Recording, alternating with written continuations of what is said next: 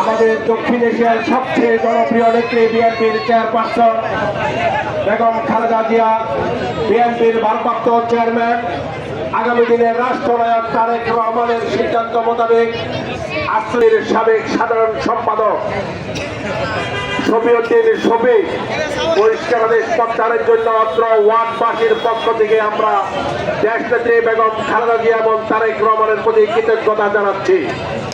পাশাপাশি আজকের এই মিছিলটি ধানের শীষের পক্ষে যারা অংশগ্রহণ করেছে তাদেরকে আমি আমার ব্যক্তিগত পক্ষ থেকে এবং স্বেচ্ছাসেবক দল কেন্দ্রীয় কমিটির পক্ষ থেকে ধন্যবাদ এবং কৃতজ্ঞতা প্রকাশ করছি।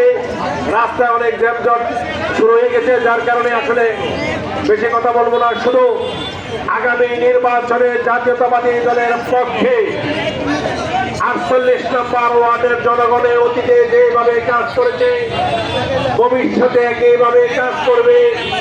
ধানের শীষের বিজয়ের জন্য এই আশা প্রত্যাশা ব্যক্ত করে সকলকে মিছিল করার জন্য ধন্যবাদ জানিয়ে এখানে বিদায় নিচ্ছি। সকলকে ধন্যবাদ। আসসালামু আলাইকুম।